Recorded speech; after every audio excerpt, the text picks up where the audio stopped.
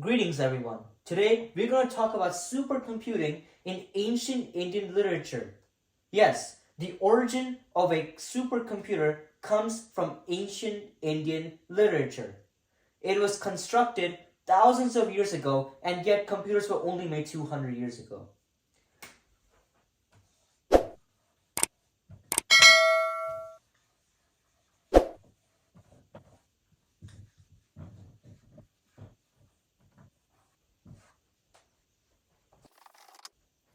Before we talk about supercomputing in ancient Indian literature, first we need to understand what actual computing is. So,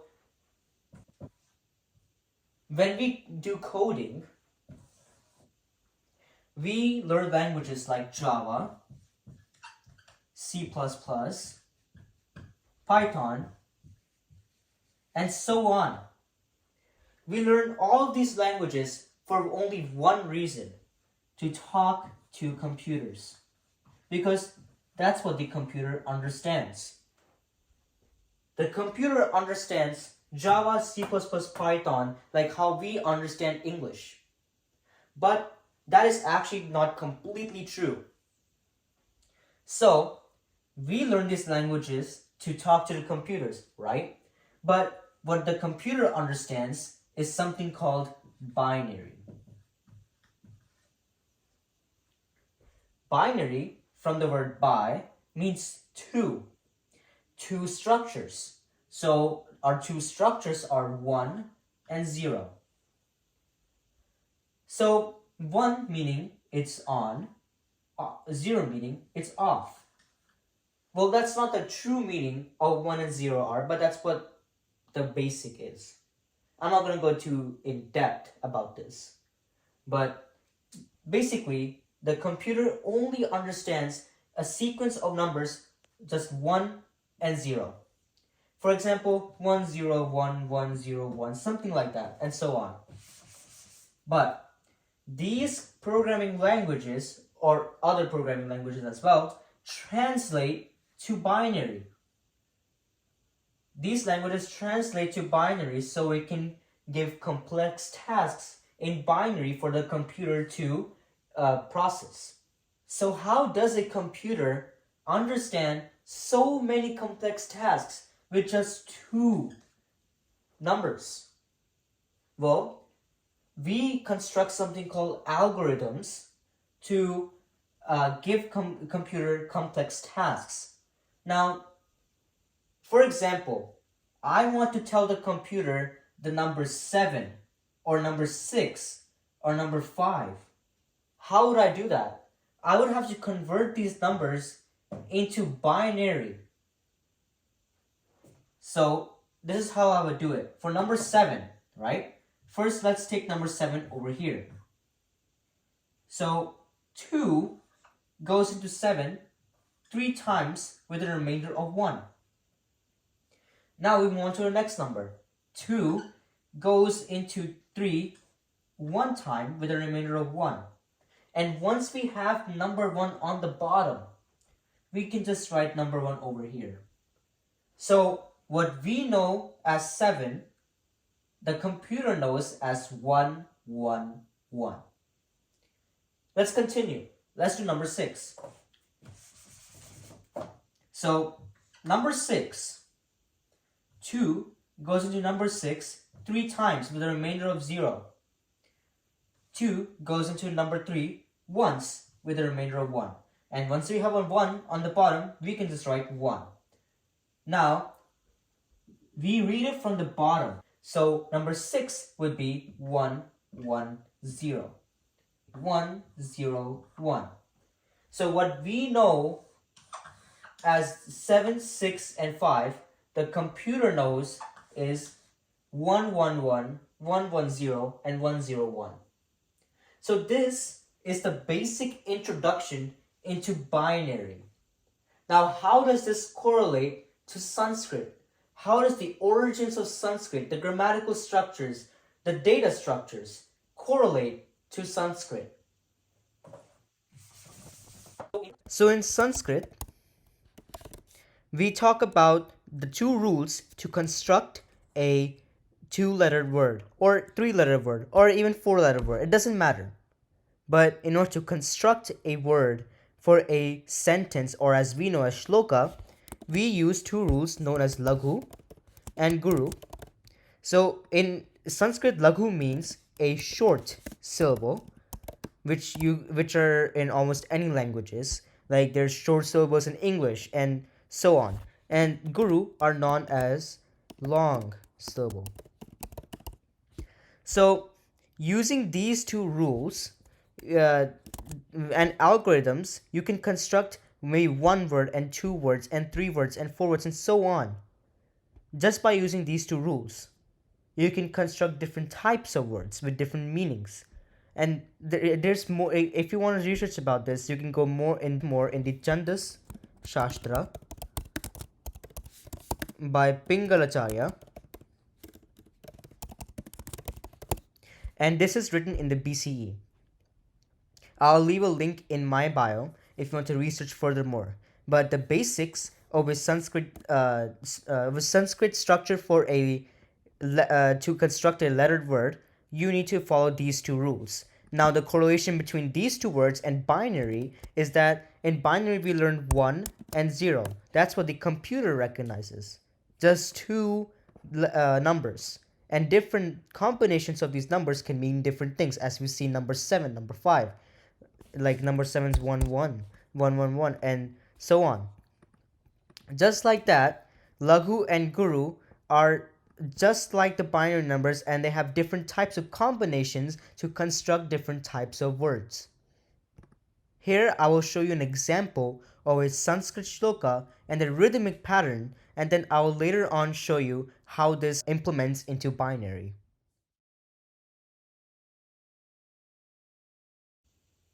So as you can see, here is a Sanskrit sentence, or as we know as shloka, has two rhythmic patterns going across the sentence. Let me say it. Na tato, na mata, na bandhu, na data. Here we have a short syllable and a long syllable. Then we go back to short syllable. Then we go back to long syllable. And so on. Why is this? It's because they used two rules to construct a sentence or shloka. The more words you have, the more algorithms or data sets similar to binary to construct words. Let me show you an algorithm.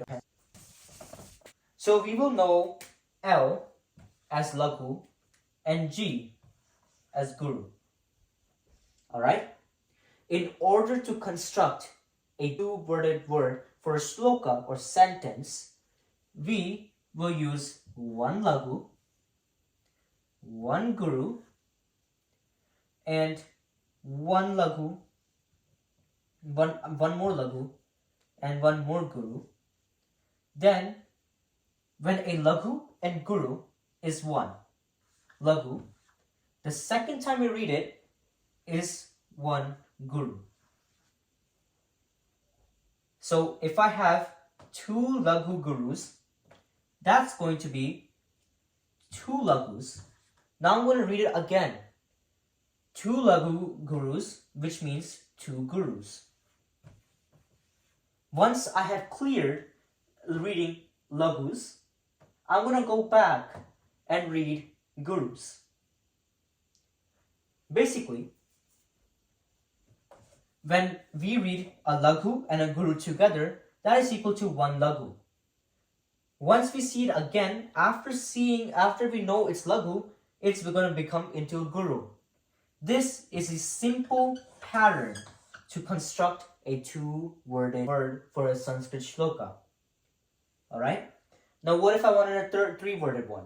I'm going to add one more of these, laghu and guru, on the bottom, and laghu here, guru here. Now we have 1, 2, 3, 4 laghus. Now we go back. 1, 2, 3, 4 gurus. This is a structure for a three-worded Laghu Guru combination. Here is a sample from Project Shivoham, a very dedicated YouTube channel on the internet about Laghu and Guru from the Chandas Sashtra. If you find time, then please follow Project Shivoham. He describes all of this stuff, all about ancient Indian literature, all about ancient Hinduism in his YouTube channel. Alright? Now, how is this similar to binary? Now, if you recall binary, 1, 1, 1, 1, 0, 1, 1, 1, 0, 1, 0, 0, 1. Alright? So this pattern and this pattern are identical. Therefore, Laghus are equal to 1 and Gurus are equal to 0. So let's see the pattern. Alright? What was 1, 1, 1? It was 7. What was 0, 1, 1? It was 6. What was 1, 0, 1? It was 5. 0, 0, 1 was 4. 1, 1, 0 was 3. 0, 1, 0 is 2. 1, 0, 0 is 1. And 0, 0, 0 is 0. These are the numbers that we recognize, and these are the translations of each number in binary for a computer to understand. This same structure, this same identical structure is over here in Laghus and Gurus to construct a three-worded word for a Sanskrit shloka. Now, where is this? This is from the Chandas Sashtra by Pingala Acharya thousands of years ago. Computers were made 200 years ago. How is this the same algorithm made thousands of years ago? Let's look at the algorithms again. All right? So, how does this make sense? How do these two correlate? Let's talk about this one. So here, I want all the possibilities of a three-worded word for a Sanskrit shloka. What I would do is, since I want a three-worded one, I would do 2 to the power of 3, which is equal to 8.